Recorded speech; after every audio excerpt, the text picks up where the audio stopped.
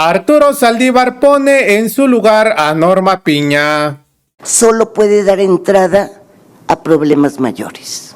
La Suprema Corte se convirtió en defensora de las élites, de la oligarquía, de los poderosos, de la comentocracia, de la derecha. ¿Cómo están, familia de Nota del Cambio? Hoy estamos a viernes 28 de junio del 2024. Arturo Saldívar dejó sin argumentos y le dio para llevar a Norma Piña frente a los representantes del PRI y PAN durante la inauguración de los diálogos nacionales sobre la reforma al Poder Judicial. Sin pelos en la lengua, Saldívar dijo todas las verdades y los ministros presentes no tuvieron de otra más que escuchar todo el cochinero que tienen en la corte, porque están al servicio de una minoría. Y bueno, familia, antes de iniciar, los invito a que me ayuden con su like y compartan este video para que más personas se informen. Y sin más comentarios, vamos con esta información. Buenas tardes, señoras y señores. Agradezco la invitación a esta sesión inaugural de los diálogos nacionales. Este ejercicio representa una oportunidad única para reflexionar y debatir sobre temas de trascendencia nacional que nos involucra a todos los poderes de la Unión, como lo es la propuesta de reforma constitucional al Poder Judicial, no solo al federal, también al local. Desde la Judicatura Federal participaremos y expresaremos nuestras posturas sobre cada uno de los temas que en ella se abordan. Nos encontramos en un momento crucial de nuestra historia. Estamos en el umbral de una reforma al Estado mexicano desde sus cimientos. Compartimos con los que están aquí presentes el objetivo de mejorar la justicia en México. Precisamente en este entendido y asumiendo la responsabilidad que nos corresponde, a inicios del presente año, el Poder Judicial de la Federación convocó a la construcción colaborativa de una agenda nacional de seguridad y justicia. El objetivo más importante de esta agenda ha sido construir una visión de justicia desde la perspectiva de las víctimas y el camino que tienen que recorrer para defender y proteger sus derechos. Cualquier reforma judicial debe de responder principalmente a sus necesidades. Es por esto que llevamos más de 4 meses escuchando a miles de personas en todas las regiones del país. Compartimos las mesas de escucha, no solo con autoridades judiciales, sino también con policías, con fiscales, con defensores públicos, con peritos, con legisladores, con estudiantes, profesores, miembros de la sociedad civil, como defensores de derechos humanos, madres buscadoras, víctimas, miembros de grupos en situación de vulnerabilidad. Generamos y recopilamos información tanto cualitativa como cuantitativa sobre los problemas prioritarios del país en estos temas. Tenemos propuestas concretas para mejorar el sistema de seguridad y justicia en nuestro país. Esta agenda propositiva estará a disposición de ustedes y de toda la sociedad. De este ejercicio de escucha desprendimos algo muy claro. La justicia no es solo una cuestión de leyes y tribunales. La justicia es una cuestión de derechos humanos, de equidad, de ética y de dignidad que involucra a todas las autoridades de los distintos niveles de gobierno.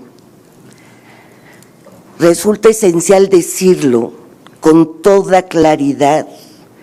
La justicia en México no es un monopolio del Poder Judicial. Lo resalto con la mayor vehemencia, con el mayor énfasis.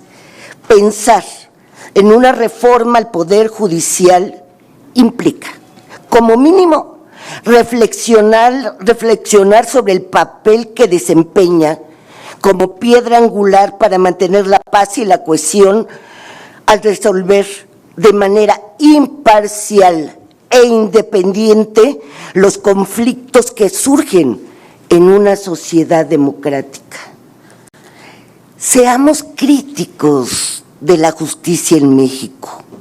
La realidad no nos permite otra actitud, pero apliquemos la crítica en la que se encuentre en el centro de esta las necesidades de las víctimas y de las y los usuarios del sistema de justicia en general.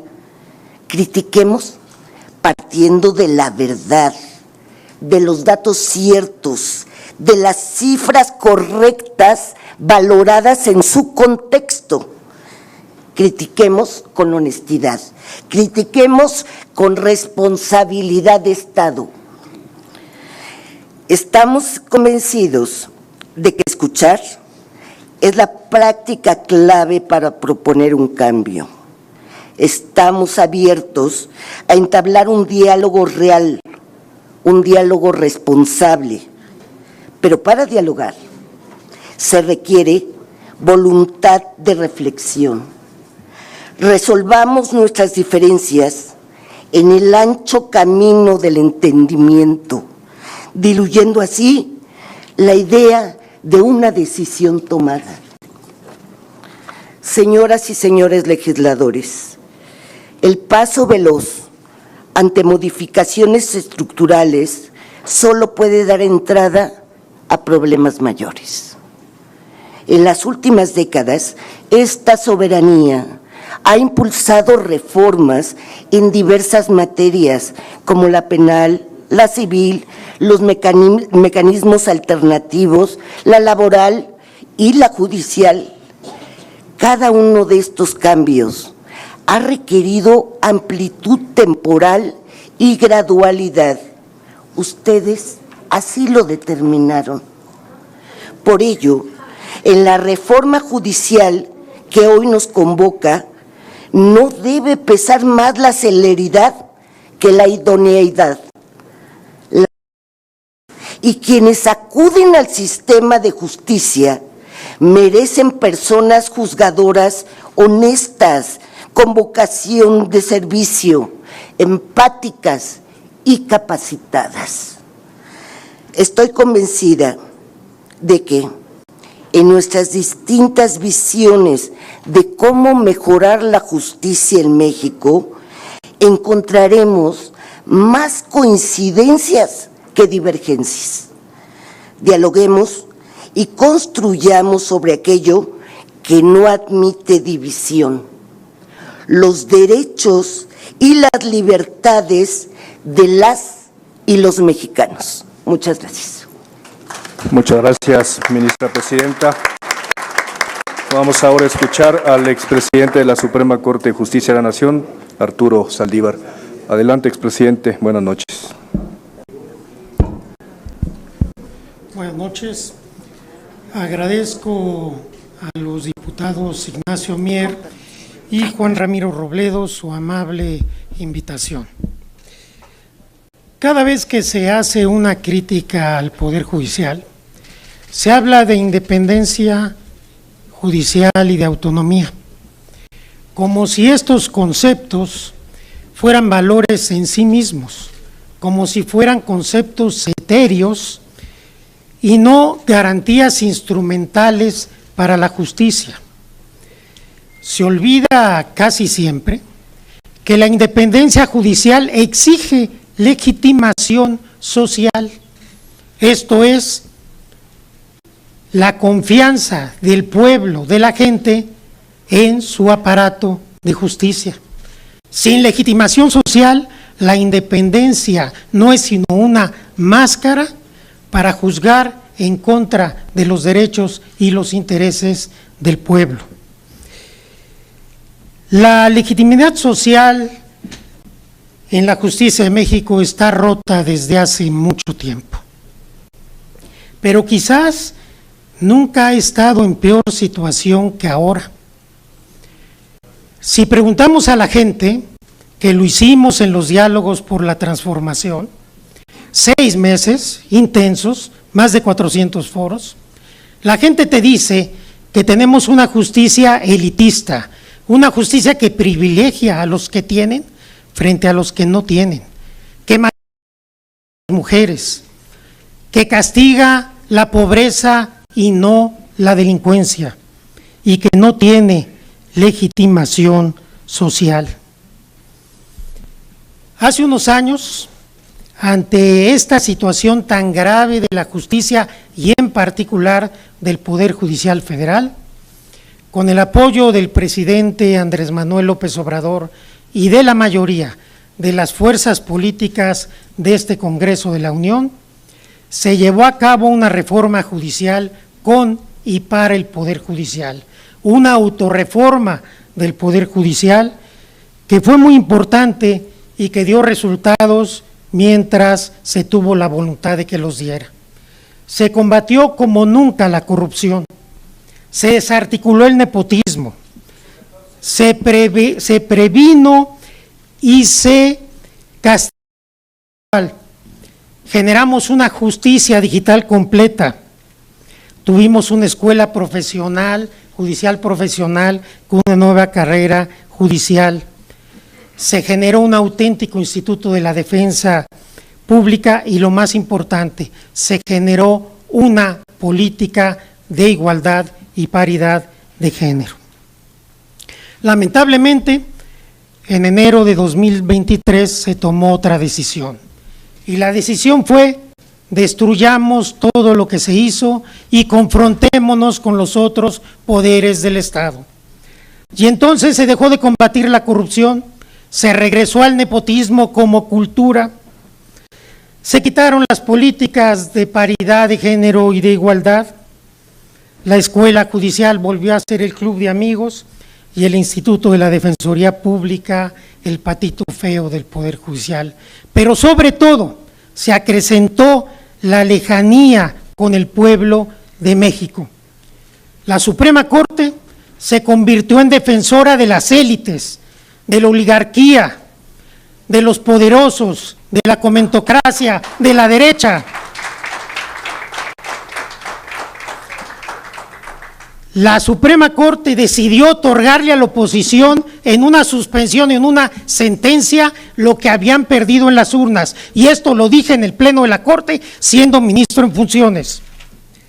Pero lo peor, decidió intervenir en el proceso electoral de manera descarada con los hechos que hoy son públicos de todos nosotros.